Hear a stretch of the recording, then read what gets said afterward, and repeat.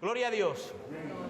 Querido hermano y hermana, si tú tienes ahí la palabra, sea en papel o de manera digital, pues la abres por la epístola a los Colosenses. Texto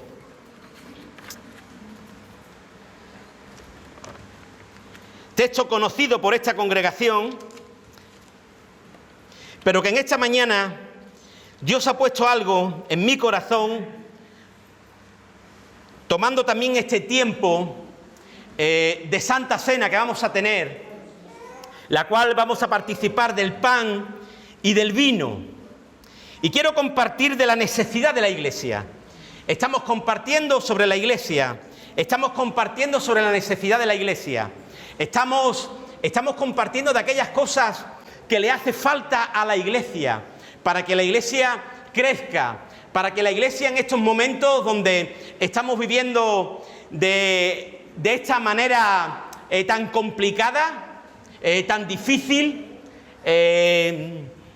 tan convulsa, donde no sabemos, hermano, qué es lo que hay a la vuelta de la esquina, no sabemos a priori. Si los que conocemos la palabra sabemos lo que sucede al final del tiempo. Los que no saben lo que sucede al final del tiempo no conocen la palabra. Los que conocemos la palabra sabemos lo que va a suceder al final del tiempo. Pero mientras que viene el Señor y no, estamos viviendo momentos complicados a niveles políticos, económicos, financieros, etcétera. Por eso yo quiero en esta mañana una vez más compartirte una palabra para que la Iglesia, conforme a lo que estamos compartiendo, en esta mañana vuelva a ser bendecida, vuelva a ser levantada, vuelva a ser avivada en estos días difíciles que yo creo personalmente que la Iglesia tiene que tomar cartas en el asunto. Y le urge a la Iglesia, te invito a que recuerdes a eso cuando hablábamos de ambulancia espiritual, de ser esa ambulancia espiritual, de ir recogiendo a aquellos que tienen necesidad, o la palabra de la semana pasada, llena del Espíritu Santo para que la Iglesia crezca, Quiero decirte, querido hermano y hermana, de que hay algo que la Iglesia tiene que hacer en estos momentos, es buscar la dirección oportuna y la dirección exacta del Espíritu Santo, para que nos indique cuál es la voluntad, su voluntad, de una manera definida, haciendo énfasis en lo que hoy en día tiene que hacer la Iglesia, y aprovechemos los días, porque los días son malos. Si estás ahí, en la epístola a los Colosenses, capítulo 1, quiero decirte de que esta epístola es una de las epístolas que Pablo escribe en la prisión, estando preso, sobre el año 60-61 en Roma. Y él trata de defender la deidad de Dios, de defender la suficiencia y poder de Cristo, frente a ciertas herejías, pensamientos gnósticos, filosofías muy heréticas, muy mundanas, donde para este tiempo y en esta epístola y en esa ciudad de Colosa, en el mundo grecorromano, había una especie de pensamiento de que Jesús era una especie de una deidad que emanaba de la deidad, ¿verdad? Y que tenía un vínculo entre Dios y la creación, era especie de un ángel. Adoraban a los cuerpos celestes, estaba muy promovido el ascetismo, los ritos y de una manera de mucha envergadura la filosofía gnóstica. Y en estos momentos Pablo tiene que escribir a la Iglesia y le dice lo siguiente. Vamos a leer desde el verso 3 para que te quedes ahí un poquito. El texto que vamos a desarrollar de manera expositiva va a ser del 9 al 14, pero quiero leer desde el 3. Dice: siempre orando por vosotros, Damos gracias a Dios, Padre de nuestro Señor Jesucristo, habiendo oído de vuestra fe en Cristo Jesús y del amor que tenéis a todos los santos. Es decir, una iglesia preciosa, ¿verdad? A causa de la esperanza que os está guardada en los cielos, de la cual ya habéis oído por la palabra verdadera del Evangelio, que ha llegado hasta vosotros, así como a todo el mundo, y lleva fruto, y crece también en vosotros, desde el día que oísteis y conocisteis la gracia de Dios en verdad, como lo habéis aprendido de Epafras, nuestro consiervo amado, que es un fiel ministro de Cristo para vosotros, quien también nos ha declarado vuestro amor en el Espíritu. Es decir, una iglesia preciosa, trabaja, ama, dadivosa, ¿eh? Una iglesia que es, en primer lugar, ahí Pablo la exalta de una manera, ¿verdad?, amorosa. Pero dice el verso 9, por lo cual también nosotros, desde el día que lo oímos, no cesamos de orar por vosotros, aún siendo una iglesia llena de ese amor, de ese fruto, de esa fe, porque Pablo había oído. Pablo no deja de decirle a la iglesia que ora por ella, que tiene que orar por ella por una serie de circunstancias. Y aquí es cuando el apóstol Pablo empieza a decir, no cesamos de orar por vosotros y de pedir que seáis llenos del conocimiento de su voluntad en toda sabiduría e inteligencia espiritual. Dile, Señor, que yo sea lleno de tu voluntad en todo conocimiento e inteligencia espiritual.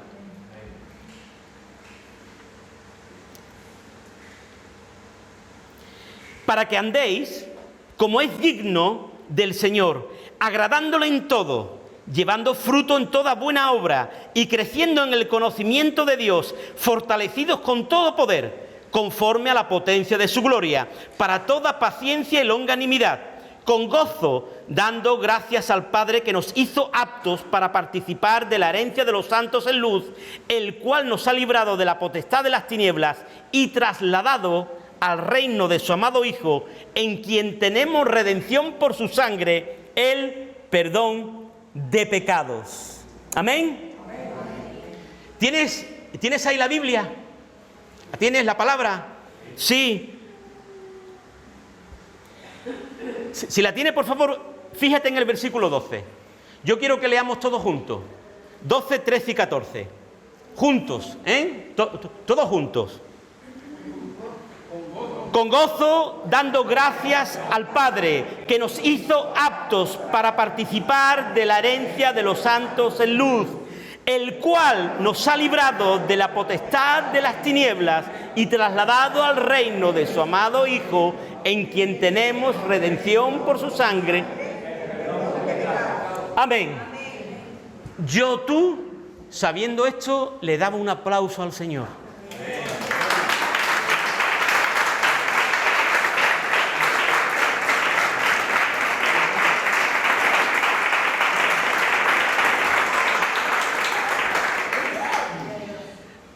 Nos ha hecho aptos para participar de la herencia, el cual no éramos aptos, y nos ha librado de la potestad de las tinieblas.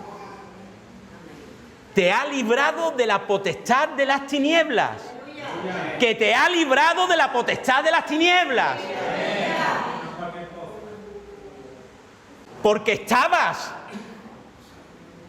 el poder de las tinieblas estaba sobre ti.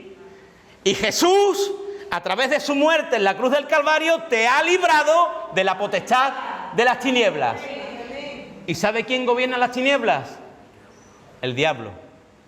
¿Quién era tu dueño entonces? El diablo. ¡Wow! Eso dice la palabra. Eso dice la palabra. Por eso, querido hermano y hermana, cuando tú, de una manera espiritual, consciente, experimental, entiendes y comprendes lo que Cristo ha hecho por ti en la cruz del Calvario, tú tienes que adorarlo, tú tienes que alabarlo y tú lo tienes que hacer con gozo, como dice el verso 12, con gozo, dando gracias al Padre que nos hizo aptos, aleluya. Eso es una maravilla cuando tú empiezas a entender eso. Pero hermanos, esta congregación parece haber sido fundada por el ministerio de ese colaborador de Pablo que se nombra ahí, que es Epafras, consiervo del apóstol Pablo, compañero de él. Después de resaltar la fe de esta iglesia, el amor, ¿verdad?, el amor a todos los santos, su esperanza por la palabra de Dios oída y predicada, y resaltar la gracia de Dios en Cristo Jesús, el apóstol pasa a orar por la iglesia, pasa a orar por ellos. En su corazón hay carga. Yo no sé si tú tienes o no carga por la iglesia. ¿Tienes carga por tu familia para que todo le vaya bien? ¿La iglesia es tu familia? ¿Tienes carga por ella? Eso le pasaba al apóstol Pablo. La iglesia era su familia, por lo tanto él tenía carga por la iglesia, porque era su familia. Por eso Pablo ora, y ora para todo lo mejor. Por eso Pablo va a orar por ello, porque en su corazón hay carga. La iglesia tiene necesidad. La iglesia tiene necesidad. Vivimos en un mundo rodeado de situaciones peligrosas. ¿Qué decirte que tú no sepas? Temas muy problemáticos, tentaciones, la obra del enemigo, falsas doctrinas, crisis que estamos viviendo a todos los niveles. Todo esto puede parar el crecimiento de la iglesia. Todo esto puede parar y frenar tu crecimiento. Todo esto te frena. Todo esto incluso te puede desanimar, debilitar, enfriar, apagar. Todo esto que está sucediendo, todo lo que está alrededor, puede hacer mella en ti, y cuando menos te lo esperes, no tienes ganas de nada, y aún menos de las cosas del Señor. Por eso Pablo está orando por la iglesia, y va a orar por la iglesia, porque todo esto puede parar el crecimiento de la iglesia, y se empieza a vivir en una continua derrota sin poder de Dios, porque lo que hacemos cuando eso nos hace mella es que dejamos de tener, como decíamos la semana pasada, relación, comunión, intimidad con el Espíritu Santo. No estamos llenos, no vivimos llenos del poder del Espíritu Santo. Y esto afecta el crecimiento de la iglesia. Por eso en esta mañana, en el cometido que tenemos como iglesia, en el pistoletazo que queremos dar como iglesia, porque el Señor sigue añadiendo a la iglesia a los que han de ser salvos, y la iglesia sigue creciendo, y quiere que esta congregación crezca, y crezca, y crezca. Pero, oídme hermanos, no, la cuestión no es que esto se llene, no. La cuestión es que en primer lugar haya almas salvadas por Cristo. Se reúnan aquí o no, salvadas. Amén de que se reúnan aquí. Y esas almas salvadas que se dediquen a salvar a otras y que se dediquen a hacer la obra que nos ha enviado nuestro Señor Jesucristo, que es ir a por los perdidos y necesitados de este mundo. Hay iglesias que predican por tener gente. No, la cuestión no es tener gente. La cuestión es que las personas conozcan a Cristo Jesús. Por encima de todo, a Cristo Jesús. Por eso, hermano, el apóstol Pablo ora por ellos con un objetivo en el corazón. Que no se quede una iglesia inmóvil mirando esa buena situación de la iglesia. Son bendecidos, como dice ahí, damos gracias por vuestra fe, por el amor que tenía todos los santos, a causa de la esperanza, todo lo bueno. Y todo lo bueno muchas veces nos quedamos mirando todo lo bueno. Qué bonito, qué bueno, qué bien estoy, qué cómodo, qué fácil me es todo, qué bien estoy en este lugar. Y ahí nos quedamos y nos quedamos inmóviles. Pablo, conociendo, empieza a orar de una manera clara por la iglesia. Y Pablo intercede. ¿Por qué intercede Pablo? Porque había elementos como falsas doctrinas, pensamientos filosóficos, legalismo, religiosidad, por otro lado mucha inmoralidad, liberalismo, misticismo, corrientes filosóficas, había crisis. Esto hacía que la iglesia corriera el riesgo y el peligro de entrar en una tremenda crisis.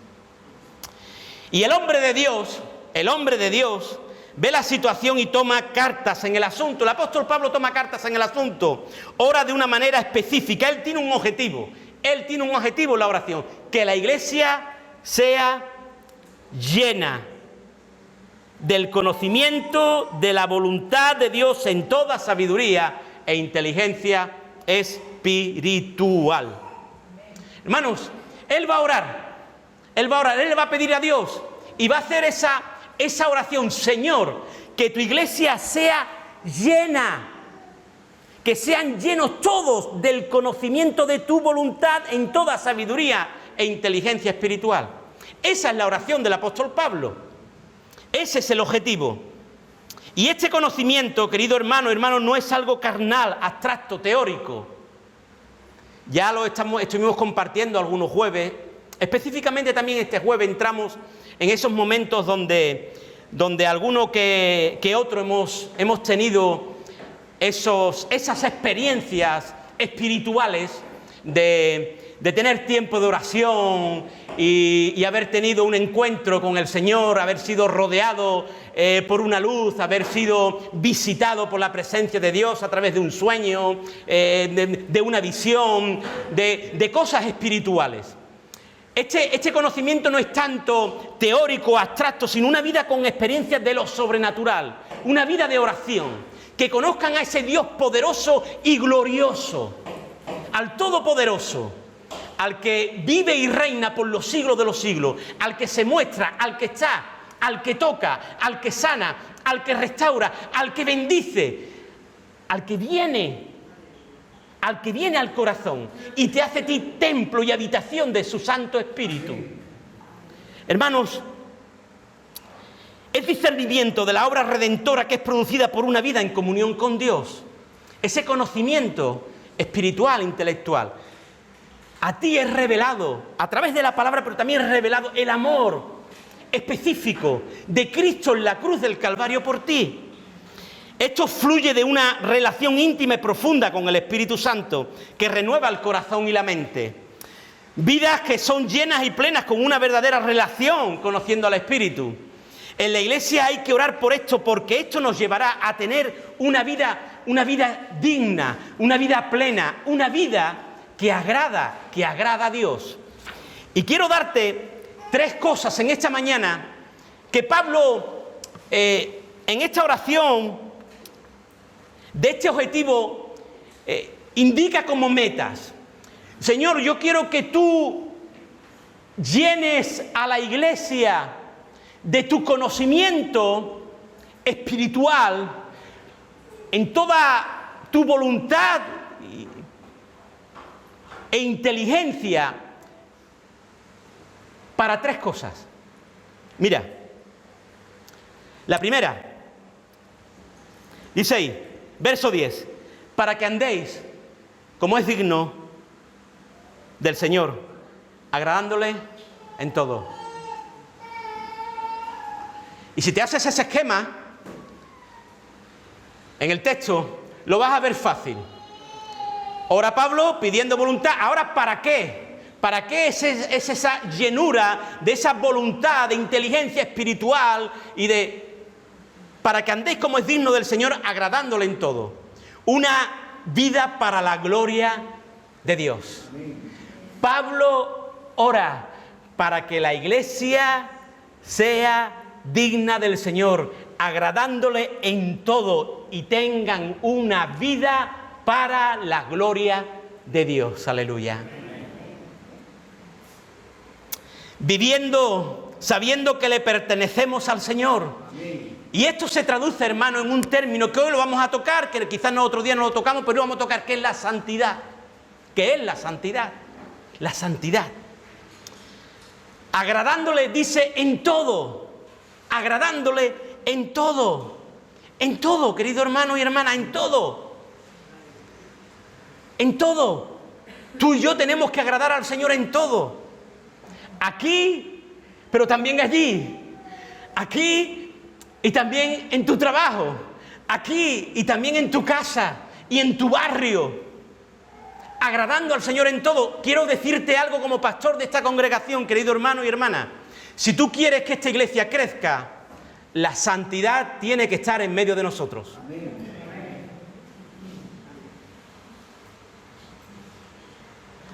La santidad tiene que estar en medio de nosotros, porque a Dios le agrada la santidad. La santidad en medio de nosotros. Si no mal lo llevamos, Dios no va a bendecir.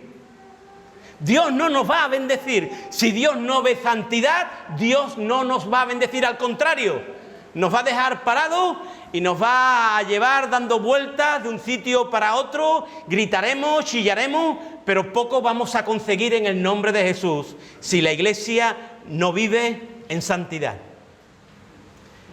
Señor, llena la Iglesia de tu voluntad para que anden de manera digna delante del Señor. En primer lugar, fácil, pero es así, digno delante del Señor, digno en todo, en todo. Mira, algo muy fácil. Yo no conozco tu vida, querido hermano y hermana. Yo no sé los pecados que tú tendrás, yo tengo algunos. Aquí el que esté libre de pecado, que tire la primera piedra. Pero yo quiero que tú mires al hermano que tiene a tu lado, a la persona que tiene a tu lado, a la derecha y a la izquierda. Y si tienes a alguien detrás y delante, que también lo mires.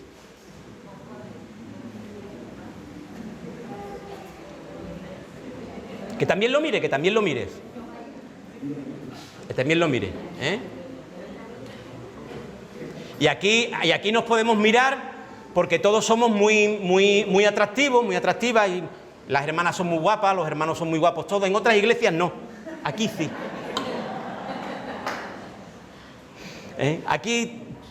Aquí nos podemos mirar.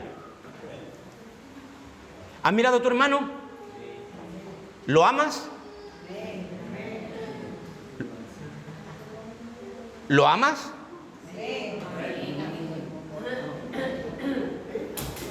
¿Por qué? Porque si no lo amas, no puedes amar a Dios. La palabra de Dios dice que si no amas a tu hermano a quien ves, ¿cómo vas a amar a aquel que no ves?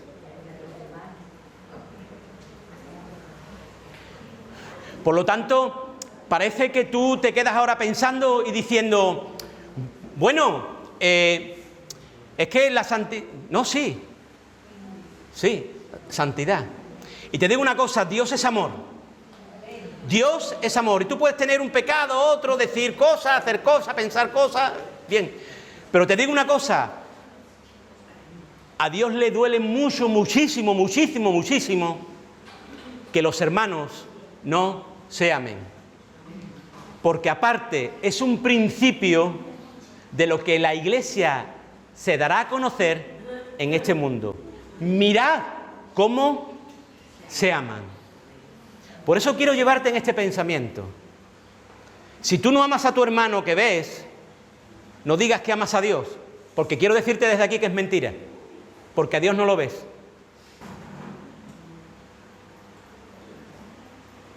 Y eso lo revela la palabra. Primera carta de Juan, por si no sabe dónde está y dice el pastor esto lo está... No, primera carta de Juan. Lo dice la Biblia. Yo estoy diciendo lo que dice las Sagradas Escrituras. Por lo tanto, querido hermano y hermana, la santidad, el amor en la congregación, el amor que fluye de hermanos y hermanas que han sido redimidos por la misma sangre y son bautizados en un mismo espíritu, que es el Espíritu Santo. Por eso, hermanos, nosotros tenemos que ser ejemplo en todo, agradándole en todos nuestros compromisos, en asistencia, en ofrendas, en amor a los hermanos, en la alabanza, en la oración, en la lectura bíblica, en el estudio, agradándole en todo. Yo quiero hacerte en esta mañana una pregunta. ¿Cómo estás andando? ¿Cómo vives tu vida cristiana? ¿Estás agradando al Señor en todo o en casi todo?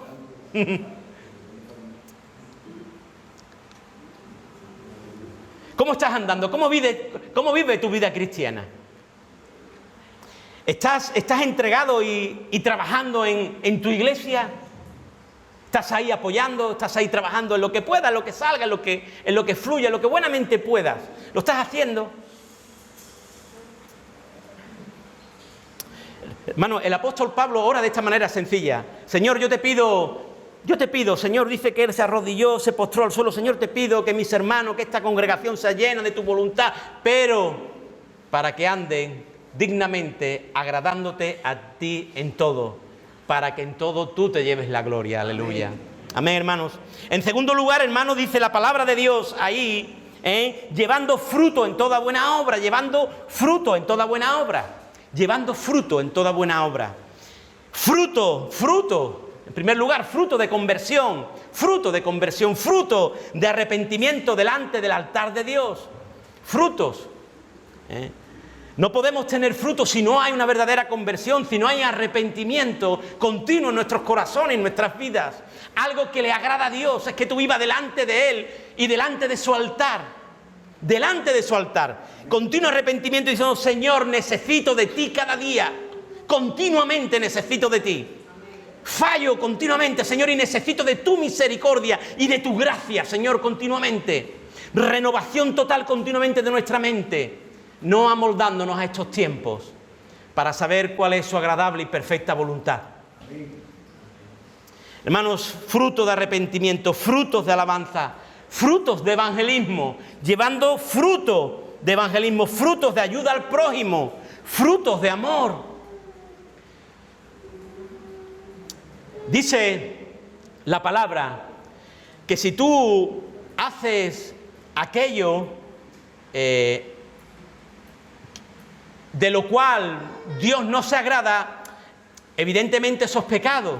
Pero también dice el Señor en su palabra que si no haces aquello que es agradable delante del Señor, también has pecado. Eso se llamó comisión y omisión. Llamaron, ¿verdad? Omitir. Si tú haces algo que desagrada a Dios, peca. Pero si tú no haces aquello que agrada a Dios, también peca. Primera de Juan. Es decir, queridos hermanos, vivimos el tiempo de gracia, pero aún en este tiempo de gracia, aún hay mayor gracia. Aún hay mayor gracia. Porque la gracia que tú tienes no la tuvieron otros. Otros vivieron otro tiempo y vieron el tiempo legalista y de ley, pero tú vives el tiempo de gracia. El tiempo de gracia. Y en este tiempo de gracia es cuando tú te tienes que dar cuenta de lo que Dios quiere para ti y para mí y de lo que Dios quiere para su iglesia. Frutos, hermanos, frutos de ayuda al prójimo, frutos de amor. ¿Cuánta necesidad hay? ¿Cuánta necesidad hay de que prediquemos la palabra? Que vayamos a ayudar a aquellos que lo necesitan. ¿Cuánta necesidad hay? Y en tercer lugar, queridos hermanos, y voy acabando, va a decir ahí, en el mismo texto, y he sacado tres cosas de un mismo versículo, versículo 10, que dice, creciendo en el conocimiento de Dios. Ahí, aquí, es ahora lo teórico. Antes hablaba de lo espiritual. Para aquellos que estáis aquí y os gusta la palabra y os gusta profundizar en la palabra, cuando habla de la voluntad, de esa inteligencia espiritual, está hablando de ese conocimiento experimental, sobrenatural. Pero ahora cuando dice creciendo en el conocimiento de Dios, ahora va a hablar de lo teórico, de la palabra de Dios. Creciendo. Señor, que tu iglesia sea llena de la voluntad en toda inteligencia y sabiduría espiritual, para que andéis como es digno, llevando fruto y creciendo en el conocimiento de Dios. Son tres peticiones que hace Jesús. Un objetivo, que la iglesia se llena, y ahora tres metas. Metas. Andar de una manera digna, llevar fruto, crecer en el conocimiento. Hermanos, la palabra de Dios, nuestro alimento diario y continuo. Si quieres crecer de una manera sana, equilibrada, con vigor y fortaleza, la palabra de Dios debe de ser quien llene tu alma. Jesús mismo dijo, las palabras de Jesús, no solo de pan vivirá el hombre, sino de toda palabra que sale de la boca de Dios. La palabra de Dios alimenta, la palabra de Dios vivifica, la palabra de Dios alienta, es eficaz, es viva, es creadora, sustentadora, convence, reprende al diablo, sana, restaura, liberta, bendice, edifica, levanta, socorre, auxilia. La palabra bendita de Dios, para que tú y yo podamos disfrutar de ella.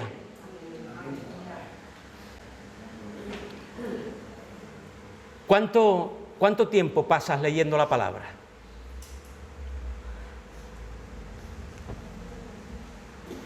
Pero la cuestión, queridos hermanos y hermanas, ahora Pablo va a bendecir de una manera muy especial. Esto es breve, ¿verdad? Para que no te quedes con esto y digas, bueno, ¿y ahora qué? No. Ahora viene la aplicación. Algo sobrenatural que va a hacer Pablo, el apóstol Pablo. ¿Por qué? Porque tú dirás, bueno, Pablo ha orado por nosotros, tengo estas 3 metas porque he estado escuchando la oración del apóstol Pablo, yo la he escuchado, ha pedido por la iglesia que sea llena de la voluntad para que andemos de una manera digna, llevemos fruto y crezcamos en el conocimiento de Dios. Pero bueno, ¿esto cómo se hace? ¿Esto yo lo puedo hacer? Y mira lo que dice el apóstol Pablo en un verso para que lo tengas ahí en tu corazón y en tu mente. Después de este versículo 10, donde vienen estas 3 metas, mira el verso 11. Fortalecidos con todo poder conforme a la potencia de su gloria. Fortalecidos con todo poder conforme a la potencia de su gloria. ¿Qué quiere decir el apóstol Pablo? El apóstol Pablo va a decir, podéis cumplir estas metas porque estáis, no que necesitáis, sino que estáis fortalecidos. ¿Por qué? Porque el poder de Dios está en vosotros a través del Espíritu Santo. Ahora tenemos que hacer uso de Él.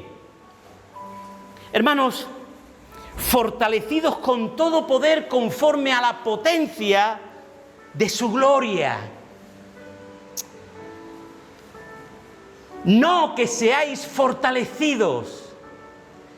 El apóstol en la gramática, en el griego como se escribe esta parte de las Escrituras, no va a decir que seáis llenos, que seáis fortalecidos, sino que estáis fortalecidos. Con todo poder conforme a la potencia de su gloria. El poderoso Espíritu Santo, el Dios glorioso, el incomparable, está haciendo morada en vuestras vidas. Aleluya. ¿Estáis viviendo en victoria? ¿Estás viviendo en victoria? ¿O de una manera derrotista, negativa, quejosa, apática, debilitada? Quiero decirte en esta mañana que tú y yo hemos sido fortalecidos con todo poder del cielo para la gloria de Dios, para que tú y yo podamos llevar la voluntad de Dios hacia adelante, porque de otra manera es imposible. Por lo tanto, Dios ha soplado de sus recursos, de su fuerza, de su poder, para que tú y yo podamos llevar a cabo la voluntad del alto, del sublime y del Dios del universo. Aleluya. Hermano, grítalo en esta mañana. Grita conmigo: Señor, he sido bendecido con tu poder. He sido bendecido con tu poder. Con toda potencia del cielo. Aleluya, para gloria de tu nombre. Gloria a Dios. Gloria, gloria, gloria, gloria a su nombre. Aleluya. Y hay 2 cosas que paso por lo alto porque ya esta iglesia lo conoce muy bien.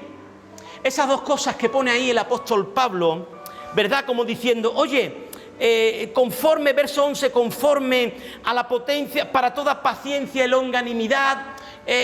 ¿Por qué? ¿Por qué? ¿Por qué dice el apóstol Pablo eso? ¿Por qué? Porque tienes que tener de paciencia. Tienes que tener paciencia.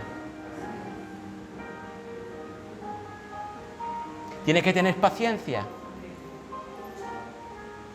Dice que la paciencia es la madre de todas las ciencias, ¿verdad? Ahí el texto, la palabra en griego de Pablo es upomone, paciencia.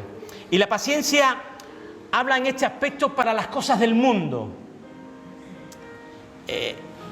para la aflicción.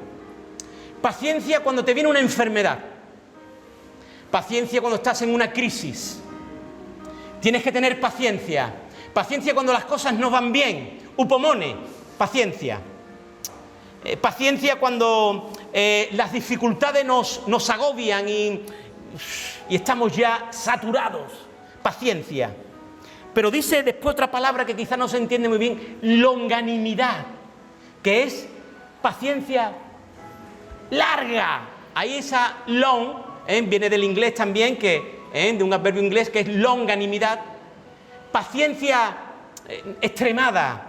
Y esa es macrotumía, es una palabra en griego macrotumía, que no es ya una paciencia para las cosas, que es una paciencia normal, sino una paciencia aún mucho mayor para aguantarnos los unos a los otros. ¡Oh, oh! ¿Cuánto ama Dios su iglesia, que nos ha dado todos los recursos y nos ha dado todas las claves para que su iglesia pueda cohabitar y habitar en un mundo de tanta aflicción y de tantos encontronazos? Porque cada uno somos de un papá y de una mamá. Por eso, para las cosas de este mundo,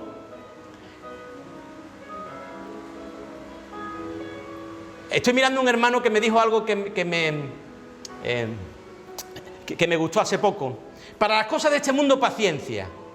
Pero hay un hermano que me preguntó una cosa, yo creía que me lo decía en otro sentido y le respondí, pero me respondió muy bien. Me preguntó y me dice, mira hermano, ¿cuál de los apóstoles es el que más sufrió? No voy a decir su nombre para que no se intimide el hermano. ¿Cuál de los apóstoles tú crees que más sufrió? Yo, que soy muy pablista, porque creo que Pablo, aparte de morir martirizado, ¿verdad?, aserrado, dice, ¿no?, aserrado, bueno, pues sufrió naufragio, latigazo, es decir, Pablo sufrió lo debido y lo indebido, ¿no? Fue algo horroroso, ¿no? Yo le dije Pablo, ¿no? Y me dice Pablo, y me dice, no, hermano Pedro. Y me dice, ¿por qué? Y le digo, ¿por qué sufrió tanto Pedro? Y dice, porque tuvo suegra.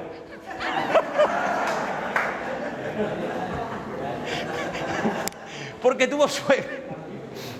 Porque tuvo suegra. Porque tuvo suegra. Ese hermano está aquí sentadito. Él es un hermano así que yo creía que nos rompía un plato y el hermano... Hermanos, lo que te quiero decir que para las cosas de este mundo, paciencia. Para la suegra, longanimidad. No, ¿me entendéis, no? Para nosotros, longanimidad. ¿Por qué, hermanos? Porque nos tenemos que amar. Y la longanimidad, la macotrumía, consiste en aguantar con firmeza la oposición y la provocación que viene de parte de los hombres. No caer en la carne, no caer en la ira, no se rinde frente a la crítica, al menosprecio, al rechazo. Al contrario, usa de una paciencia larga y amorosa. La paciencia se usa para las cosas, la longanimidad para las personas. Los creyentes que viven así son los que viven agradecidos y llenos de gozo. El gozo y la gratitud no pueden faltar en corazones que han nacido de nuevo. Corazones que han sentido el perdón de sus pecados. Corazones que han sido libertados. Corazones que han sido restaurados. Corazones que han sido sanados. Corazones que sienten la presencia de Dios. Corazones que sienten que han sido renovados de una manera sobrenatural. Corazones que viven en una iglesia que se renueva día a día, que crece, que se desarrolla y vive en un continuo avivamiento. Bendito sea el Señor. ¿Y sabéis por qué? Porque como dice la palabra, saben que han sido escogidos para participar de la herencia de los santos en luz y que han sido librados de la potestad de las tinieblas y trasladados al reino de Jesucristo, en quien tenemos redención por su sangre, el perdón de pecados. Aleluya. Bendito sea el Señor y bendito sea su nombre. Y bendito sea su nombre. Aleluya.